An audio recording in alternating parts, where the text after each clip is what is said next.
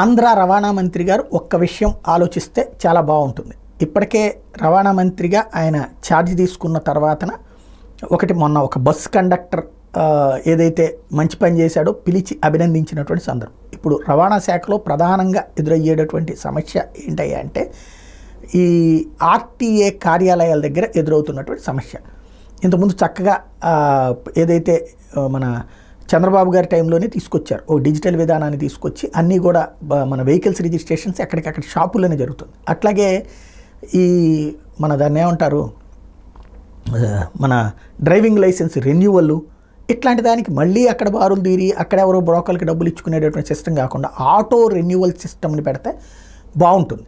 అలాగే ఇతరత్ర రవాణా శాఖకు సంబంధించినటువంటి సదుపాయాలన్నీ మధ్య దళారీ లేకుండా నేరుగా ఆన్లైన్లో పెట్టగలిగితే బాగుంటుంది. ఇప్పుడు ఒక వెహికల్ అమ్ముకుంటున్నారు, దానికి సంబంధించి ఎదురవుతుండేటటువంటి సమస్యలు, ఇప్పుడు ఏదన్నా మిస్ అవుతుంది, కాగితం మిస్ అయినప్పుడు మళ్ళీ ఆ కాగితాలు కావాలంటే దాన్ని త్రూ మళ్ళీ రకరకాలైనటువంటి సిస్టమ్స్ పెట్టారు. ఇప్పుడు మనం ఏ వెహికల్ కొన్నప్పుడు మన పేరుతో రిజిస్టర్ అయినప్పుడు ఆ కాగితాలకు సంబంధించి ఎప్పుడు కావాలన్నా సరే డౌన్లోడ్ చేసుకునేటటువంటి స్వేచ్ఛ ఇస్తే సరిపోతుంది కదా. అమ్మినప్పుడు ఎవరి పేరు మీద ఉంటే అది.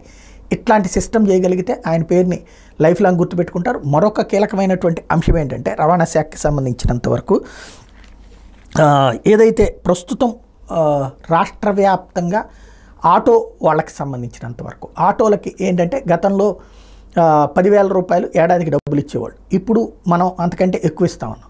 దాంతోపాటుగా ఒకటి అంటే నేను గమనించింది ఏంటంటే ఓలా లేకపోతే కనుక ఇతరత్ర ఏవైతే యాప్లు ఉన్నాయో ఆ యాప్లతో వాళ్ళు తిప్పలు పడుతున్నారు.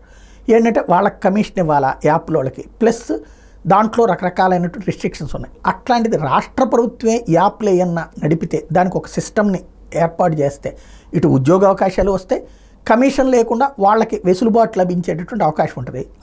అందులో జాయిన్ అయ్యేటువంటి ప్రతి ఆటో డ్రైవరు ప్రతి క్యాబ్ డ్రైవరు కూడా ప్రభుత్వాన్ని రోజు గుర్తుపెట్టుకునేటటువంటి పరిస్థితి ఉంటుంది. ఇదేదన్నా ఆలోచిస్తే అంటే ప్రతి మంత్రి కూడా తనదైన ముద్ర వేయాలనుకుంటారు కదా, అట్లాంటి ముద్ర వేసినట్టు ఉంటుంది.